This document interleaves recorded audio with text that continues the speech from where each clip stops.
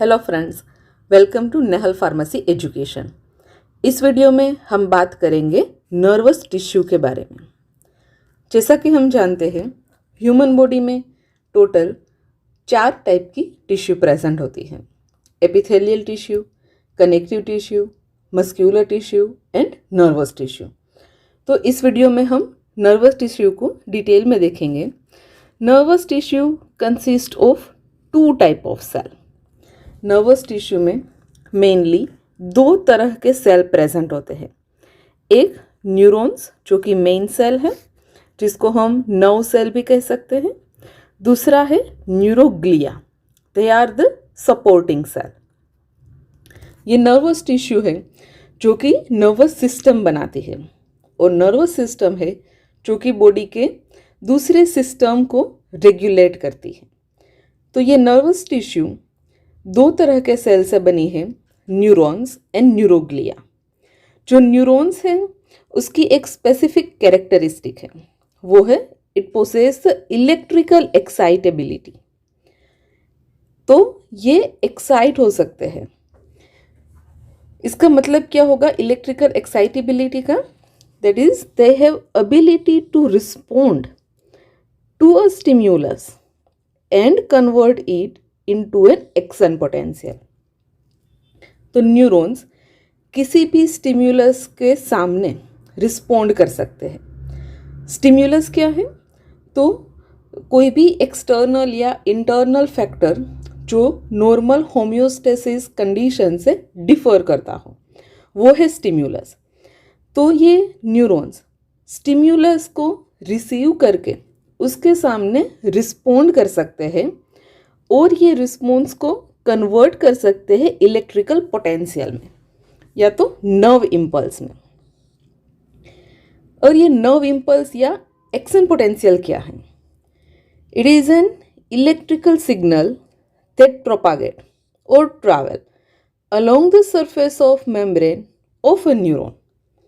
तो ये जनरेट हुआ एक्शन पोटेंशियल और नर्व इम्पल्स एक तरह का इलेक्ट्रिकल सिग्नल्स हैं जो न्यूरॉन में से ट्रैवल होगा, प्रोपागेट होगा, और वो किसी दूसरे न्यूरॉन के साथ या मसल के साथ या कोई ग्लैंड के पास, मतलब कि इफेक्टर ऑर्गन के पास कम्युनिकेट करेगा।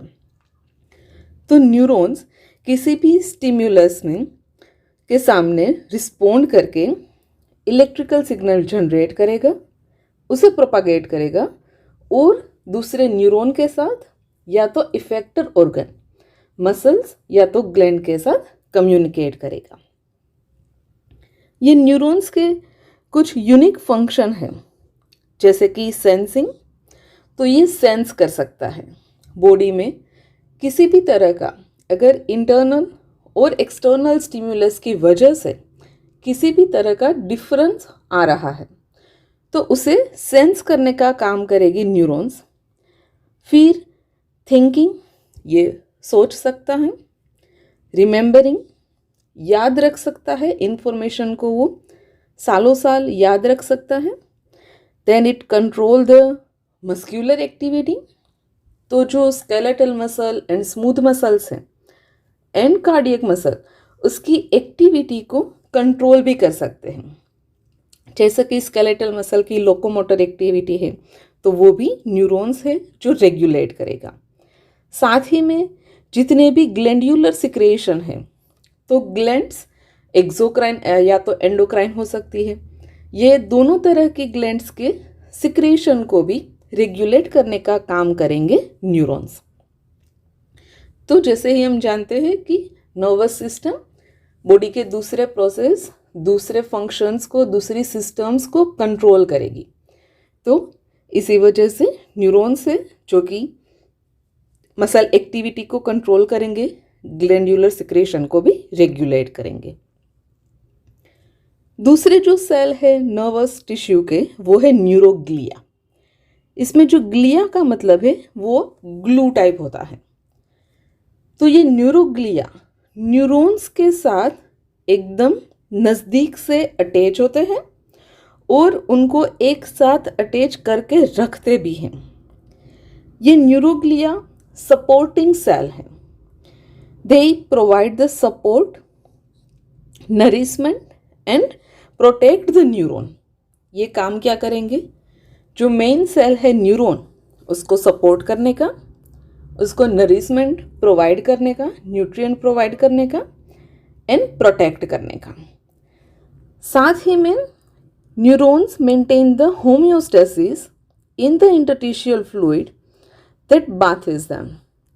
तो ये कौन सा इंटरटिशियल फ्लूइड है? CSF, सेरिब्रोस्पाइनल फ्लूइड, जो कि न्यूरॉन्स को बात करता है। उसका होम्योस्टेसिस मेंटेन करने का काम, उसका प्रोडक्शन करने का काम और उसके सर्कुलेशन का काम भी न्यूरोग्लिया करता है। तो इस तरह से नर्वस टिश्यू में दो मेन तरह के सेल हुए, न्यूरॉन्स एंड न्यूरोग्लिया। अभी दोनों सेल को हम थोड़ा और डिटेल में देखें। फर्स्ट बात करते हैं न्यूरॉन्स की। सो न्यूरॉन्स हैव 3 पार्ट। किसी भी न्यूरॉन में 3 स्ट्रक्चरल पार्ट होते हैं, cell body, dendrites and axon. तो यहाँ पे जो आप डायग्राम देख रहे हैं वो एक्सोन का है, सॉरी वो न्यूरॉन का है। तो ये न्यूरॉन में ये सेल बॉडी है, सेल बॉडी के अंदर ये न्यूक्लियस प्रेजेंट है। फिर ये सेल बॉडी में से प्रोसेसेस एक्सटेंड हो रही है। यहाँ पे जो सोर्ट, टेम्परिंग और ब्रांच्ड प्रोसेस है, जो सिग्नल को रिसीव करने का काम करेगी, उसे कहेंगे हम डेंड्राइटी। और दूसरी तरफ ये सेल बॉडी में से एक लॉन्ग सिलिंड्रिकल एलोंगेटेड प्रोजेक्शन निकल रहा है, जिसे कहेंगे हम एक्सोन। तो न्यूरॉन्स के बेसिकली 3 पार्ट होते हैं। एक तो ये हुआ पूरा सेल बॉडी, जिसको सोमा या तो पेरिकेरियन भी कहा जा सकता है। फिर उसमें से 2 तरह के प्रोसेसेस एक्सटेंड होते हैं। जो शॉर्ट, टेपरिंग और ब्रांच्ड है वो है डेंड्राइटिस, ये डेंड्राइटिस है। और सिंगल, लॉन्ग, एलोंगेटेड, सिलिंड्रिकल जो प्रोजेक्शन है वो है एक्सोन। तो 3 तरह के पार्ट होते हैं न्यूरॉन्स में। अभी ये तीनों पार्ट को हम और डिटेल में देखें। फर्स्ट बात करते हैं सेल बॉडी की। सो सेल बॉडी को सोमा या तो पेरिकेरियन भी कहा जाता है। दूसरे सेल की तरह यहाँ पे भी सेल में न्यूक्लियस प्रेजेंट होगा और न्यूक्लियस के सराउंड में प्रेजेंट होगा साइटोप्लाज्मा। ये साइटोप्लाज्मा में अदर सेल्यूलर ऑर्गेनल्स प्रेजेंट होंगे, जैसे कि lysosome, mitochondria and the Golgi complex. दूसरे जो सेल्यूलर ऑर्गेनल्स प्रेजेंट है वो है free ribosome and the cluster of rough endoplasmic reticulum. जो राइबोसोम्स है और दूसरा जो ER है एंडोप्लाज्मिक रेटिकुलम, वो सेल बॉडी में एज अ क्लस्टर बंचेस में प्रेजेंट हो गई, जिसे कहेंगे निसेल बॉडी। और ये राइबोसोम है जो कि प्रोटीन सिंथेसिस में हेल्प करता है। दूसरा जो सेल बॉडी में प्रेजेंट है वो है साइटोस्केलेटन स्ट्रक्चर, जिसमें 2 तरह के साइटोस्केलेटन स्ट्रक्चर हैं, न्यूरोफाइब्रिल्स एंड द माइक्रोट्यूब्यूल्स। ये जो न्यूरोफाइब्रिल्स है वो है बंडल ऑफ इंटरमीडिएट फिलामेंट। जैसे नॉर्मल सेल में इंटरमीडिएट फिलामेंट है, उसी तरह से यहाँ पे एक्सोन की सेल बॉडी में intermediate filament as a bundle arrange होते हैं और उसे कहेंगे neurofibrils. They provide the cell shape and support. दूसरा साइटोस्केलेटन स्ट्रक्चर है microtubules, which assist in moving the material between the cell body and the axon। तो cell body and axon के बीच में जो भी मटेरियल मूवमेंट करेगा, ट्रांसफर होगा, उसमें हेल्प करता है माइक्रोट्यूब्यूल्स। सेकंड पार्ट है डेंड्राइटिस। तो इस तरह से ये सेल बॉडी थी और इसमें से जो भी ये शॉर्ट, टेपरिंग प्रोसेसिस है वो है डेंड्राइटिस, ये हुआ एक्सोन। तो ये डेंड्राइटिस है, दे आर द रिसीविंग और input portion of neuron. Neuron में किसी भी सिग्नल को रिसीव करने का, उसका रिसीव करने का जो काम करेगा वो है dendrites. They are short, tapering and highly branched. They form the tree shaped array extending from the cell body. तो ये सेल बॉडी में से कुछ इस तरह से बहुत सारे प्रोजेक्शन निकलेंगे जो कि एक ट्री जैसा स्ट्रक्चर हमें देखने को मिल सकता है। डेंड्राइटी के साइटोप्लाज्मा में भी जो सेल्यूलर ऑर्गेनल्स प्रेजेंट है वो है नीसेल बोनी, मिटोकॉन्ड्रिया एंड अदर्स। अभी नेक्स्ट पोर्शन हुआ एक्सोन, क्योंकि न्यूरॉन के 3 part, cell body, dendrites and the axon. तो अभी बात करते हैं एक्सोन की। Axon is a long, thin, cylindrical projection. यहाँ पे ये सेल बॉडी है, ये डेंड्राइटिस है, और ये जो लॉन्ग एक्सटेंशन है वो है axon. It propagate the nerve impulse toward another neuron, a muscle fibre और अ ग्लैंड सेल। एक्सोन का काम क्या है? जो भी एक्शन पोटेंशियल या तो नर्व इम्पल्स जनरेट हुआ है उसको दूसरे न्यूरॉन की तरफ या तो मसल की तरफ या तो ग्लैंड की तरफ ट्रैवल करवाना, प्रोपागेट करवाना। ये एक्सोन जहाँ से सेल बॉडी में से इमर्ज होता है वहाँ पे एक कॉन्सेप्ट का एलिवेशन होता है जिसे कहेंगे एक्सोन हील लॉक। तो ये सेल बॉडी, फिर यहाँ से जो थोड़ा कॉन्सेप्ट का एलिवेशन और उसमें से एक लॉन्ग सिलिंड्रिकल प्रोजेक्शन निकलेगा, ये पोर्शन को कहेंगे हम एक्सोन हील लॉक। तो ये पोर्शन है हमारा एक्सोन हील लॉक। फिर एक्सोन हील लॉक के सबसे नज़दीक का एक्सोनल पार्ट, क्योंकि एक्सोन हील लॉक की एक तरफ सेल बॉडी प्रेजेंट है, अभी एक्सोन का सबसे जो क्लोजेस्ट पार्ट है उसे कहेंगे हम इनिशियल सेगमेंट। तो यहाँ पे होगा इनिशियल सेगमेंट। ये इनिशियल सेगमेंट और हील लॉक का जो जंक्शन है, ये जंक्शन को कहेंगे ट्रिगर जोन, और वहाँ पे ये ट्रिगर जोन में से एक्शन पोटेंशियल या तो नर्व इम्पल्स है वो अराइज होता है, वो जनरेट होता है। सो axon join the cell body at a concept elevation called the axon heel lock. Then the part of axon closest to the axon heel lock is initial segment, and nerve impulse arise at the junction of axon heel lock and initial segment, an area called as the trigger zone. अभी ये trigger zone में से जो action potential generate हुआ वो travel करेगा through out the axon, और ये नर्व इम्पल्स प्रोपागेट होगा किसी दूसरे न्यूरॉन की तरफ, मसल की तरफ या तो ग्लैंड की तरफ। This axon also contain the mitochondria, microtubules and the neurofibrils. अभी जो एक्सोन का साइटोप्लाज्मा है उसे कहेंगे हम एक्सोप्लाज्मा। तो ये अंदर आपको जो येलो कलर का पोर्शन दिख रहा है वो है एक्सोप्लाज्मा, एक्सोन का साइटोप्लाज्मा। फिर ये साइटोप्लाज्मा को कवर करके रहेगा प्लाज्मा मेम्ब्रेन जिसे कहेंगे एक्सोलेमा। तो ये है एक्सोलेमा जो कि प्लाज्मा मेम्ब्रेन है जो साइटोप्लाज्मा एक्सोप्लाज्मा को कवर करके रहेगा, that is exolema. Then axon end by dividing into the many fine process called the axon terminals. जैसे ही एक्सोन इस तरह से अगर आगे बढ़ रहा है फिर वो लास्ट में इस तरह से कई और प्रोसेसेस में भी डिवाइड होगा। तो इसको कहेंगे हम एक्सोन टर्मिनल्स।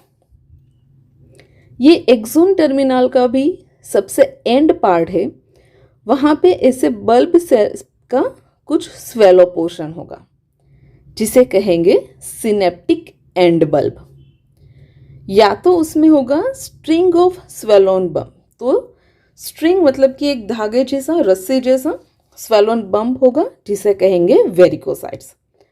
तो ये जो बल्ब शेप का स्वेलोन पार्ट है उसे कहेंगे सिनेप्टिक एंड बल्ब। इस तरह से थोड़ा एंड पार्ट थोड़ा स्वेलोन होगा या तो वेरिकोसाइट्स। और ये जो सिनेप्टिक एंड बल्ब है उसके अंदर भी एक सैक जैसा स्ट्रक्चर प्रेजेंट होगा। तो इस तरह से छोटे pouch like membrane enclosed sac present होगी जिसे कहेंगे सिनेप्टिक वेसिकल। और ये सिनेप्टिक वेसिकल में प्रेजेंट होते हैं स्पेशल केमिकल जिसे कहेंगे न्यूरोट्रांसमीटर। ये न्यूरोट्रांसमीटर है जिसकी वजह से एक सेल, एक न्यूरॉन दूसरे न्यूरॉन के साथ कम्युनिकेट करेगा, क्योंकि दो न्यूरॉन के एक्सोन या तो दो न्यूरॉन एक दूसरे के साथ कंप्लीटली अटैच नहीं होंगे, बीच में थोड़ी जगह होगी। ये जगह को कहेंगे हम synapse, that is communication site between the two neurons और between a neuron and an effector organ. Effector organ may be a muscle और a gland.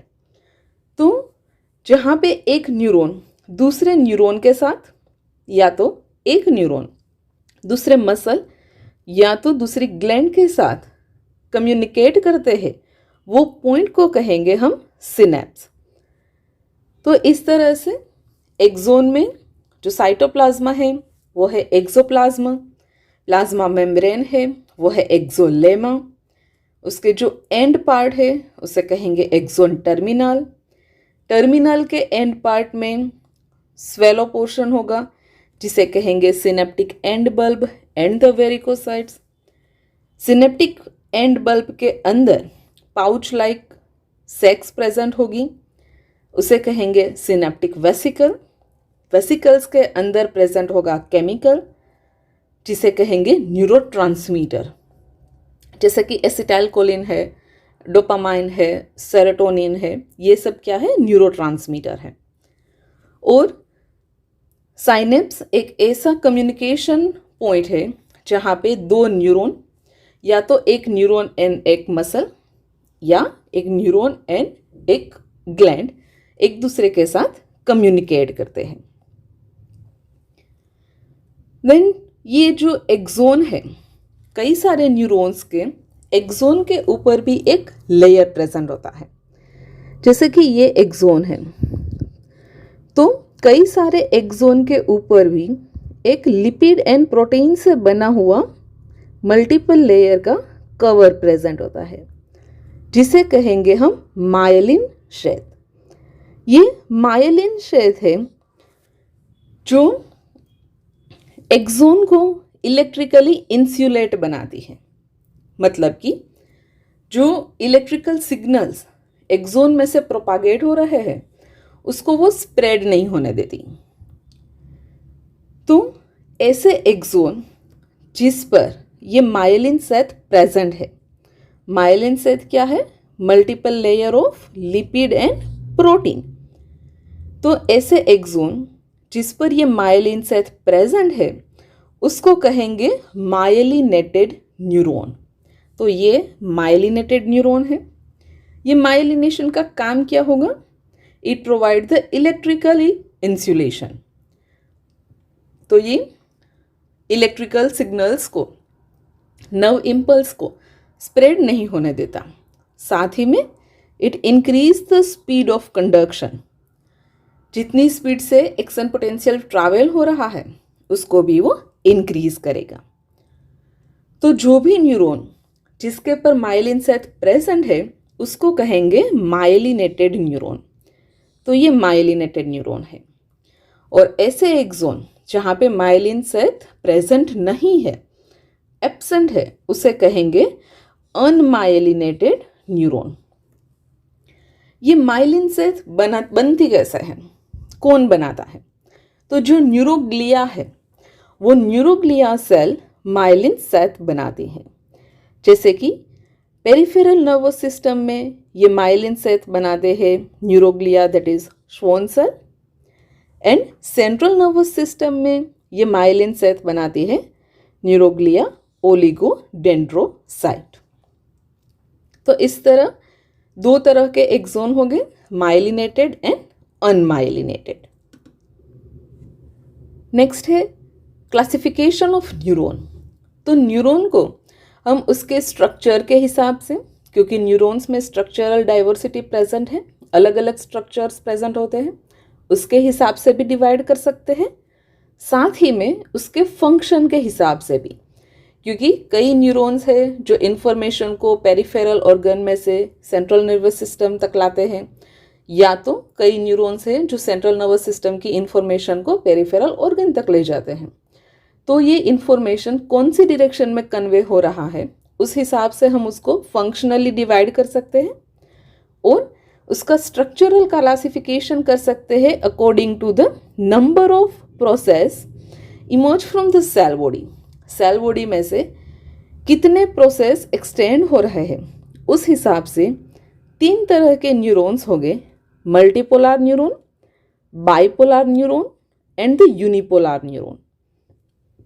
Multipolar neuron have the several dendrites and one axon.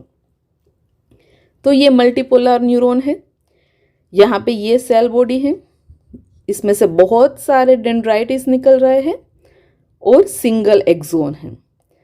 तो इस तरह के neuron को कहेंगे multipolar neuron. ऐसे neuron पाए जाते हैं ब्रेन एंड स्पाइनल कॉर्ड में। सेकंड टाइप के न्यूरॉन है बाइपोलर न्यूरॉन। इसमें एक मेन डेंड्राइटी होता है और एक एक्सोन होता है। फिर ये डेंड्राइटी फिर से ब्रांच्ड हो सकता है, जैसे कि ये सेल बॉडी, उसमें से ये एक मेन डेंड्राइटी, फिर वो आगे चल के बहुत सारे ब्रांचेस में डिवाइड हो सकता है, और ये एक सिंगल एक्सोन। तो ऐसे न्यूरॉन जिसमें सिंगल डेंड्राइटी एंड सिंगल एक्सोन है उसे कहेंगे हम बाइपोलर न्यूरॉन। थर्ड है unipolar neuron. They have the dendrite and one axon that are fused together to form a continuous process that emerge from the cell body. तो यहाँ पे cell body में से एक पहले तो सिंगल एक्सटेंशन होगा, फिर वो डिवाइड हुआ है।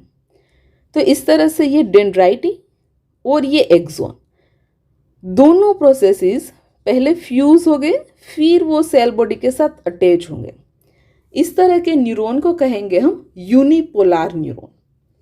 Unipolar neuron are found in ganglia of spinal and the cranial nerve. Bipolar neurons are found in the retina of eye and in the olfactory area.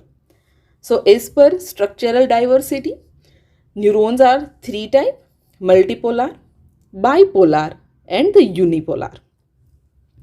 Next है according to the function. So according to the direction in which nerve impulses are conveyed. Nerve impulse peripheral organ में से CNS में जा रहे हैं कि CNS में से इंफॉर्मेशन लेके वो PNS तरफ आ रहे हैं। उस हिसाब से, उस फंक्शन के हिसाब से न्यूरॉन के तीन पार्ट हो गए: सेंसरी और अफेरेंट न्यूरॉन, मोटर और efferent neuron and interneuron और द एसोसिएटेड न्यूरॉन। फर्स्ट बात करते हैं सेंसरी और अफेरेंट न्यूरॉन की। The sensory neuron form an action potential in its axon and action potential is convey into the CNS through the cranial और spinal nerve. तो इसको ऐसे समझते हैं कि मान लीजिए ये ब्रेन है, यहाँ पे एक इफेक्टर ऑर्गन है जैसे कि मसल। तो अगर मसल में से कोई भी इंफॉर्मेशन लेके अगर वो न्यूरॉन्स इंफॉर्मेशन को कन्वे कर रहा है सीएनएस की ओर, तो इसे कहेंगे सेंसरी न्यूरॉन। सेंसरी न्यूरॉन का काम क्या है?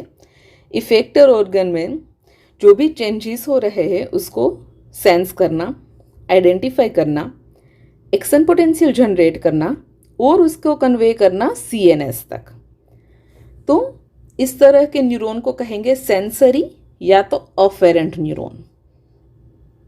और स्ट्रक्चर के हिसाब से ये न्यूरॉन यूनिपोलर होंगे। दूसरा टाइप का जो न्यूरॉन्स है वो है मोटर और efferent neuron. It convey the action potential away from the CNS to the effector organ. तो मोटर न्यूरॉन्स क्या करेंगे? तो ये दूसरा इफेक्टर ऑर्गन, ये मोटर न्यूरॉन CNS में से जो इंफॉर्मेशन जनरेट हुई है, एक्शन पोटेंशियल जनरेट हुआ है, वो इंफॉर्मेशन को वो इफेक्टर ऑर्गन तक पहुंचाएंगे। तो इस तरह के न्यूरॉन को कहेंगे इफेरेंट या तो मोटर न्यूरॉन। ये न्यूरॉन्स स्ट्रक्चर के अकॉर्डिंग मल्टीपोलर होते हैं। इसका काम है CNS में से एक्शन पोटेंशियल या तो नर्व इंपल्स को इफेक्टर ऑर्गन की ओर कन्वे करना। थर्ड न्यूरॉन है inter neuron. They located with in the CNS between the sensory and motor neuron. ये कहाँ पे प्रेजेंट होते हैं? CNS के अंदर। और ये सेंसरी और मोटर न्यूरॉन के बीच में, तो ये कम्युनिकेशन का काम करेंगे सेंसरी और मोटर न्यूरॉन के बीच में। जो भी इंफॉर्मेशन सेंसरी न्यूरॉन लेके आता है उसको कलेक्ट करता है इंटर न्यूरॉन, फिर उसको इंटीग्रेट करता है, एनालाइज्ड करता है। इसके हिसाब से output signal, output information generate करता है और ये आउटपुट सिग्नल को कन्वे करता है towards the other peripheral organ. इस तरह से 3 न्यूरॉन है as per their function, sensory, motor and the interneuron. Next बात करते हैं सपोर्टिंग सेल्स की, जो कि है न्यूरोग्लिया। क्योंकि हमने पहले ही देखा नर्वस टिश्यू में 2 तरह के सेल है, न्यूरॉन्स एंड न्यूरोग्लिया। न्यूरॉन्स में है cell body dendrite and axon. फिर उसको हमने as per structure and functional criteria के अकॉर्डिंग क्लासिफाई किया। Next are the supporting cell, that is neuroglia. Neuroglia और glia make up about the half the volume of CNS. दूसरा, ये neuroglia main neuron cell से कैसे अलग होते हैं? तो पहला तो पॉइंट है, ग्लिया डू नॉट जनरेट और propagate the action potential. Neurons में हमने क्या देखा कि वो एक्शन पोटेंशियल को जनरेट भी करेंगे और उसको प्रोपागेट भी करेंगे, मतलब कि उसके पास इलेक्ट्रिकल एक्साइटेबिलिटी है। जबकि न्यूरोग्लिया में ना तो एक्शन पोटेंशियल जनरेट हो सकता है ना तो प्रोपागेट हो सकता है, तो यहाँ पे इलेक्ट्रिकल एक्साइटेबिलिटी नहीं है। दूसरा जो डिफरेंट पॉइंट है वो है neuroglia can multiply and divide in the mature nervous system. Neuroglia multiply हो सकते हैं और न्यूरॉन से वो मैच्योर होने के बाद मल्टीप्लाई नहीं हो सकते। तो अगर कभी इंजरी हुई जिसमें न्यूरॉन्स डैमेज हो गए तो वो न्यूरॉन फिर से रीजनरेट नहीं होगा। वो वैकेंट स्पेस को ऑक्यूपाई करने के लिए जो भी पेरिफेरल न्यूरोग्लिया है वो मल्टीप्लाई हो गए और डिवाइड होके ब्लैंक स्पेस को भर देंगे। अभी टोटल 6 टाइप के न्यूरोग्लिया सेल प्रेजेंट होते हैं, जिसमें से 4 तरह के न्यूरोग्लिया प्रेजेंट होते हैं CNS में और 2 टाइप के प्रेजेंट होते हैं PNS में। CNS central nervous system and PNS that is peripheral nervous system. जो 4 न्यूरोग्लिया CNS में प्रेजेंट है वो है astrocyte, oligodendrocyte, microglia and the ependymal cell. और 2 न्यूरोग्लिया जो PNS में प्रेजेंट है वो है Schwann cell and the satellite cell. अब ये न्यूरोग्लिया को हम देखें तो सबसे पहले CNS के न्यूरोग्लिया की बात करते हैं। फर्स्ट है एस्ट्रोसाइट। सो एस्ट्रोसाइट स्टार सेप्ट के होंगे, इस तरह से कुछ एस्ट्रोसाइट प्रेजेंट होंगे और CNS में मोस्ट एबंडेंटली प्रेजेंट होते हैं एस्ट्रोसाइट। इसका काम क्या है, वो नर्वस टिश्यू और बॉडी के दूसरे टिश्यू के बीच में बॉर्डर बनाते हैं। It form the border between the nervous tissue and other body tissue. Second जो न्यूरोग्लिया है वो है oligodendrocyte, which are responsible for forming and maintaining the myelin sheath in the CNS axon. Particularly CNS में जो axon present है उसको myelination करने का काम, उसके ऊपर माइलिन सेट बनाने का काम करेंगे ओलिगोडेंड्रोसाइट। यहाँ पे एक ओलिगोडेंड्रोसाइट है, वो कई सारे एक्सोन, मल्टीपल एक्सोन को माइलिन सेट प्रोवाइड कर सकते हैं। तो दूसरा सेल हुआ ओलिगोडेंड्रोसाइट। तीसरा है microglia. They function as the phagocytes. तो फेगोसाइट्स का काम क्या है, it clear the cellular debris. यहाँ पे पर्टिकुलरली नर्वस टिश्यू में माइक्रोग्लिया सपोर्टिंग सेल है जो कि सेल्यूलर डेब्रीज को रिमूव करने का काम करेगी। फोर्थ सेल है CNS के न्यूरोग्लिया में ependymal cell. It line the ventricle of brain and central canal of spinal cord. तो ब्रेन में जो वेंट्रिकल्स प्रेजेंट है, वेंट्रिकल मतलब कि खाली जगह, ब्लैंक स्पेस जो प्रेजेंट है उसको लाइनिंग करता है, मतलब कि अंदर का लेयर बनाता है। साथ ही में स्पाइनल कॉर्ड की जो सेंट्रल कैनाल है उसको भी ये लाइनिंग करता है, अंदर का लेयर बनाता है। It also produce, monitor and assist in the circulation of CSF cerebrospinal fluid. ये सेल है जो CSF को प्रोड्यूस करने में, उसका मॉनिटरिंग में और सर्कुलेशन में भी असिस्ट करते हैं, वो है एपेंडिमल सेल। तो ये 4 सेल हुए neuroglia of the CNS, astrocyte, oligodendrocyte, microglia and the ependymal cell. Next जो 2 सेल है वो है न्यूरोग्लिया ऑफ द PNS, जो कि प्रेजेंट होते हैं पेरिफेरल नर्वस सिस्टम में। पहला है स्वॉन सेल, ये दोनों PNS में प्रेजेंट है। तो Schwann cell form the myelin sheath around the PNS axon. Peripheral nervous system में जो एक्सोन है उसको माइलिनेट करने का काम करेंगे स्वॉन सेल। वहां पे कौन था CNS में, ओलिगोडेंड्रोसाइट। PNS में कौन है, Schwann cell.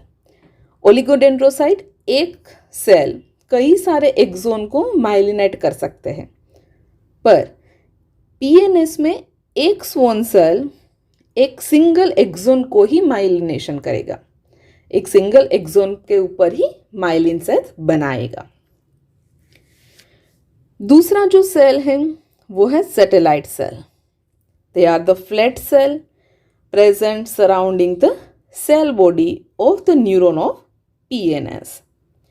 It provides the structural support and regulate the exchange of material between the neuronal cell body and the interstitial fluid.